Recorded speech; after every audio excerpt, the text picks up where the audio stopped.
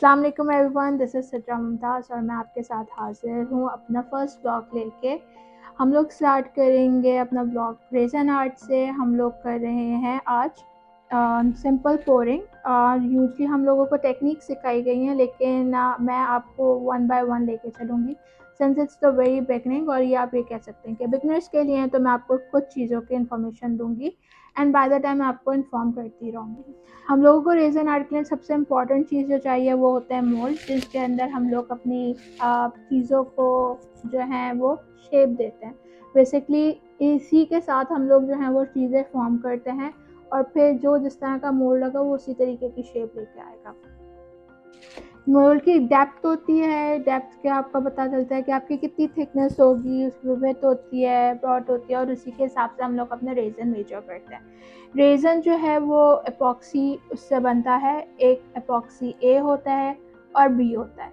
Ratios differ करते हैं place to place, किस तरह कौन सी कंपनी है उसके ऊपर। पार्ट ए और पार्ट बी का रेशियो 1:2 का भी होता है। आपका लाइक पार्ट ए 1 जाएगा, सॉरी पार्ट ए 2 जाएगा और पार्ट बी 1 जाएगा।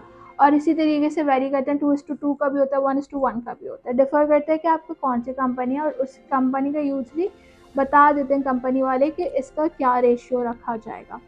हम लोग काम कर रहे हैं दो रेजन्स के ऊपर, दो रेजन्स के साथ, दो इपॉक्सीज के साथ। एक हमारी HMS की है और दूसरी हमारी मैजिक की है। अच्छा, उसके अलावा जो बेसिक चीज़ें हम लोगों को चाहिए होंगी वो चाहिए होंगी वुडन स्टिक्स,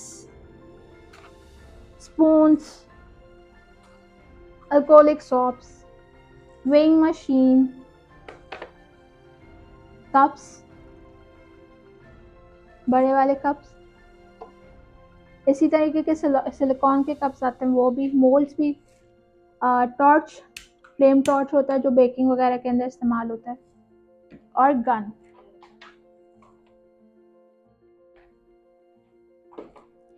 किसका क्या पर्पस है वो आपको बाय द टाइम पता चलेगा।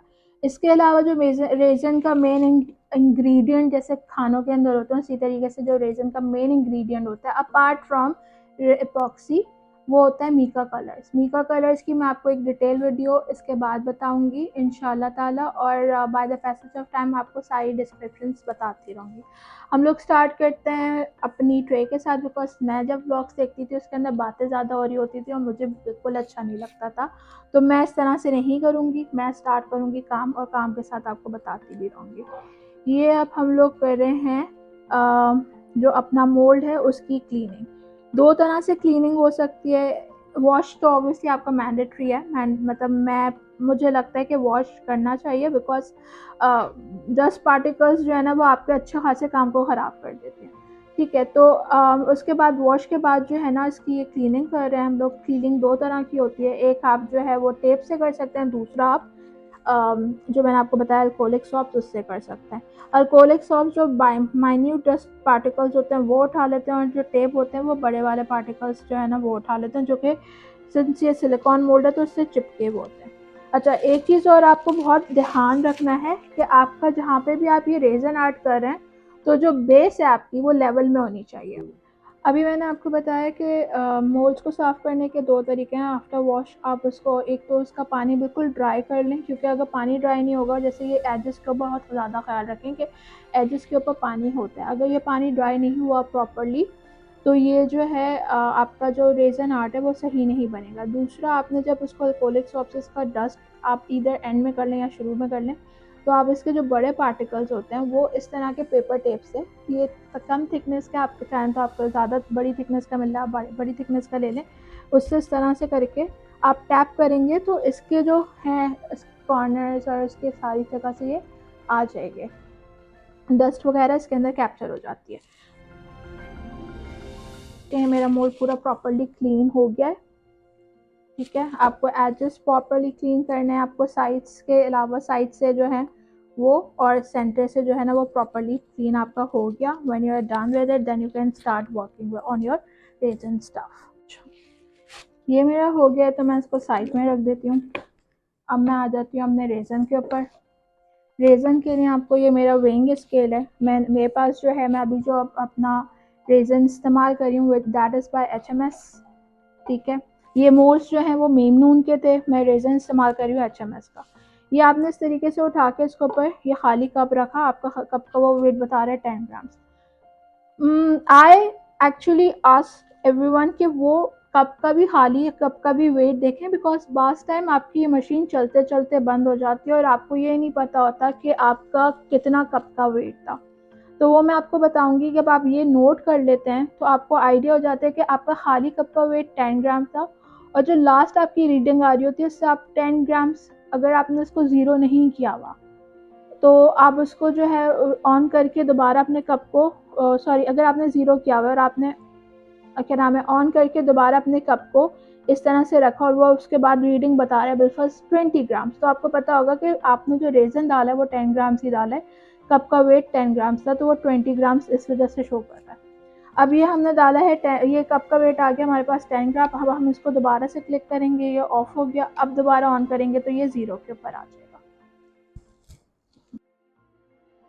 ओके, अब हम लोग स्टार्ट कर रहे हैं। आपने कप का इसको रख के इसको ज़ीरो कर दिया। ये हमारा रेज़न HMS का है। मैंने इसको थोड़ा सा टेम्परेचर, इसकी विस्कोसिटी जो है देखें आप, थोड़ा मैंने डाइल्यूट कर ली है।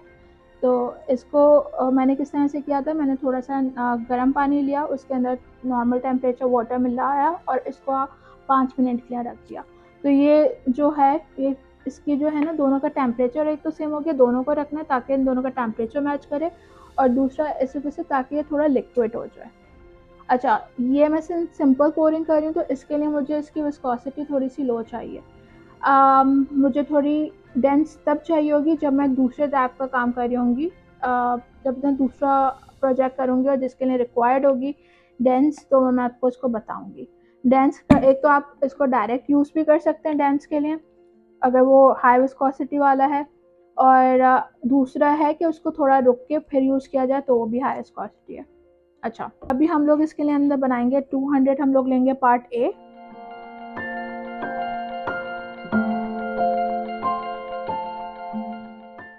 पार्ट बी हम लोग लेंगे 100, क्योंकि मैंने आपको बताया था ये 2:1 का रेशियो है।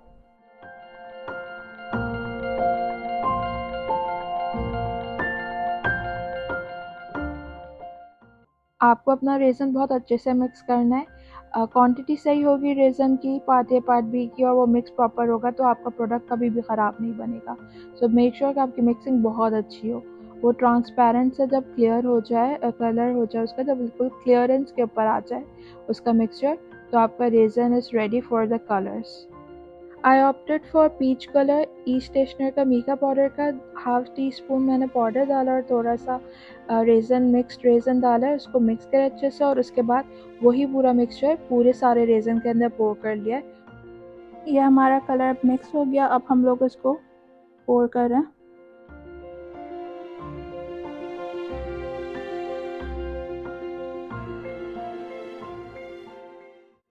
अगर आपको कहीं कहीं मीका के शेड्स नज़र आ रहे हैं या आपको डस्ट उसका पार्टिकल्स नज़र आ रहे हैं तो आप ये उठा के इसको क्लियर कर सकते हैं एक टिश्यू पेपर की मदद से। जैसे ये रेज़न थोड़ा सा देखें हार्ड होना शुरू हुआ है तो मैं उसके ऊपर अब प्रॉपर ये शास्टेक स्टिक लिया हुआ है मैंने। आप इस तरह की शास्टेक स्टिक्स ले सकते हैं आराम से और कहीं से भी मार्केट से, और इसके ऊपर इस तरह से मैं डिज़ाइनिंग कर रही हूँ स्ट्रेल्स की। आफ्टर मेकिंग द स्ट्रेल्स मैंने इसको 24 आवर्स के लिए रेज़न को क्यूरेट होने के लिए छोड़ दिया था। अब मैं इसके ऊपर डिजिट्स लगा रही हूँ एक्रेलिक के, और उसके ऊपर मैंने यूज़ किया है ग्लू। आप किसी भी तरीके की समर बॉन्ड, एल्फी टाइप की ग्लू, लेकिन बहुत माइन्यूट क्वांटिटी में इसको लगा के और इसके ऊपर स्टिक कर दिया हमने रेज़न के ऊपर, और उसके बाद उसके ऊपर top coat डलेगा।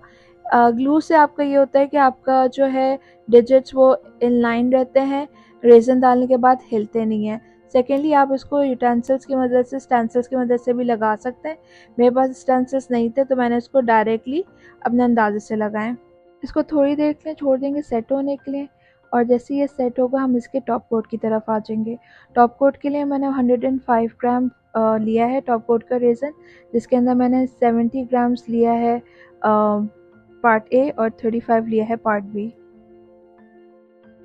Properly top coat करने के बाद हम इसको फिर छोड़ देंगे 24 आवर्स के लिए। हमारा प्रोडक्ट अब पूरी तरह हार्ड हो चुका है।